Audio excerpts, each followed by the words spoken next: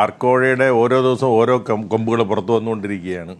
അതുകൊണ്ട് തന്നെ ഇതിന് എത്ര കൊമ്പുകളുണ്ടെന്ന് ഇപ്പോൾ ആർക്കും പറയാൻ കഴിയാത്തൊരവസ്ഥയിലേക്ക് വന്നിരിക്കുകയാണ്.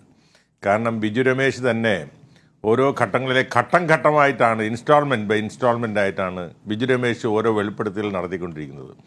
മാത്രമല്ല അദ്ദേഹം നടത്തുന്ന ചില വെളിപ്പെടുത്തലുകൾക്ക് അദ്ദേഹം തന്നെ കോൺട്രഡിക്ടറി ആയിട്ട് സംസാരിച്ചുകൊണ്ടിരിക്കുന്നു. ഇന്ന് മാത്രമല്ല അദ്ദേഹം പറയുന്ന കാര്യങ്ങൾ ജനങ്ങൾക്ക് പൂർണ്ണമായ വിശ്വാസത്തിലെടുക്കാൻ, എല്ലാ ആരോപണങ്ങളും പൂർണ്ണമായ വിശ്വാസത്തിലെടുക്കാൻ കഴിയാത്ത ഒരു സ്ഥിതിവിശേഷം അദ്ദേഹം തന്നെ ഉണ്ടാക്കി വെച്ചിരിക്കുന്നു. അദ്ദേഹം പറയുന്നത് ചില കാര്യങ്ങൾ ചിലരൊക്കെ ഫോൺ ചെയ്ത് പറഞ്ഞതുകൊണ്ട് ഞാനത് പറഞ്ഞില്ല, അന്ന് പറഞ്ഞില്ല, എന്നിട്ട് ഇന്ന് പറയുന്നു. അപ്പോൾ ഇതൊക്കെ തന്നെ പ്രത്യേകിച്ച് ഇപ്പോൾ ഈ ബിജു രമേശ് ഇപ്പോൾ നടത്തിയിട്ടുള്ള ഈ വെളിപ്പെടുത്തലുകളുടെ ഒരു 90% കാര്യങ്ങളും ഇദ്ദേഹം 2014-ലും 15-ലും ഒക്കെ വെളിപ്പെടുത്തിയ കാര്യങ്ങൾ തന്നെയാണ്. പക്ഷേ ചില കാര്യങ്ങൾ അദ്ദേഹം ബോധപൂർവം മറച്ചു എന്നുള്ളത് അന്ന് തന്നെ വെളിപ്പെട്ടതുമാണ്. അതിലേറ്റവും പ്രധാനമെന്ന് പറയുന്നത് ശ്രീ രമേശ് ചെന്നിത്തലയ്ക്കെതിരെയുള്ള ആരോപണമാണ്. അദ്ദേഹം മാധ്യമങ്ങളിലും 161 സ്റ്റേറ്റ്മെൻറ്റിൽ, അതായത് പോലീസിന് കൊടുത്ത മൊഴിയിലും ഒക്കെ തന്നെ ഈ 1 കോടി രൂപ ശ്രീ രമേശ് ചെന്നിത്തലയ്ക്ക് കൊടുത്തു എന്നുള്ള ആരോപണം അദ്ദേഹത്തിൻ്റെ മൊഴിയിൽ തന്നെ ഉണ്ടായിരുന്നതാണ്.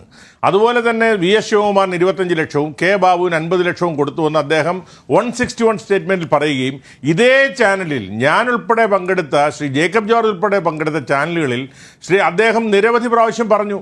എന്നാൽ സമ്മർ സോൾട്ട് അടിക്കുന്നത് പോലെ പിറ്റേ ദിവസം അദ്ദേഹം 164 സ്റ്റേറ്റ്മെൻറ്റ് കൊടുത്തുകൊണ്ട് അതിൽ രമേശ് ചെന്നിത്തലയുടെ പേര് മാത്രം ബോധപൂർവ്വം അദ്ദേഹം ഒഴിവാക്കി. അന്ന് വൈകുന്നേരം ഈ ചാനലിൽ നടന്ന ചർച്ചയിൽ പോലും ഞാൻ ബിജു രമേശിനോട് ചോദിച്ചു, എന്താണ് അങ്ങ് തലേ ദിവസം വരെ 161 സ്റ്റേറ്റ്മെൻറ്റിൽ രമേശ് ചെന്നിത്തലയുടെ പേര് പറഞ്ഞിട്ട് രമേശ് ചെന്നിത്തലയുടെ പേര് മാത്രം ഈ 164 സ്റ്റേറ്റ്മെൻറ്റിൽ എന്തുകൊണ്ട് ഒഴിവാക്കിയെന്ന് ചോദ്യത്തിന് അദ്ദേഹത്തിന് അന്ന് സമൂഹത്തിന് മുമ്പിൽ വ്യക്തമായി മറുപടി വരാൻ കഴിഞ്ഞില്ല. പക്ഷേ ഇന്ന് വൈകിയാണെങ്കിലും അദ്ദേഹം എന്തുകൊണ്ടാണ് ആ പേര് 161-ൽ പറഞ്ഞ രമേശ് ചെന്നിത്തലയുടെ പേര് 164-ൽ പറയാതിരുന്ന പേര് ഇപ്പോൾ എന്തുകൊണ്ട് പറഞ്ഞു എന്നുള്ളത് വളരെ ഗൗരവതരമായ ഒരു കാര്യമാണ്. കാരണം അതിന് അദ്ദേഹത്തെ പ്രേരിപ്പിച്ചത്, പ്രലോഭിപ്പിച്ചത്, ഭീഷണിപ്പെടുത്തിയത് അന്നത്തെ കേരളത്തിൻ്റെ ആഭ്യന്തര ഉപമന്ത്രിയായിരുന്ന ശ്രീ രമേശ് ചെന്നിത്തലയായിരുന്നു എന്നുള്ളതാണ്.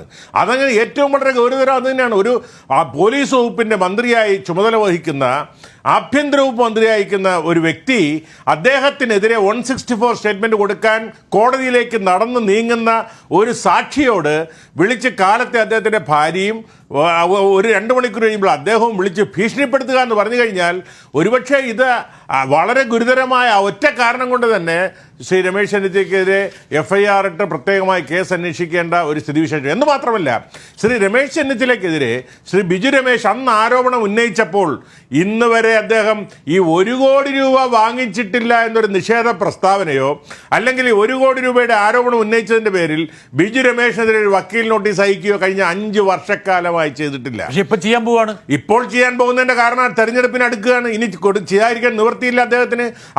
ഞാൻ ചോദിക്കുന്നു, എന്തുകൊണ്ട് രമേശ് ചെന്നിത്തല കഴിഞ്ഞ 5 വർഷക്കാലമായി ഈ ആരോപണം അന്തരീക്ഷത്തിലും 161 സ്റ്റേറ്റ്മെന്റിലും ചാനലുകളും ഉയർത്തിയ ബിജു രമേശിനെതിരെ എന്തുകൊണ്ട് രമേശ് ചെന്നിത്തല ഒരു വക്കീൽ നോട്ടീസ് അയക്കാനോ അല്ലെങ്കിൽ അത് നിഷേധിക്കാനോ ഇന്നും നിഷേധിച്ചിട്ടില്ലല്ലോ?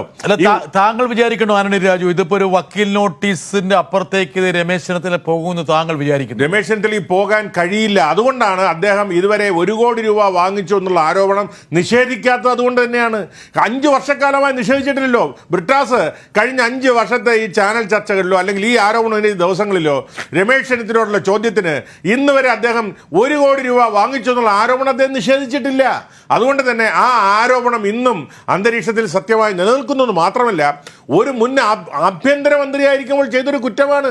അതൊരു സാധാരണക്കാരൻ ചെയ്തൊരു കുറ്റമായിട്ട് എഴുതിത്തള്ളാനോ കണക്കാക്കാനോ കഴിയും.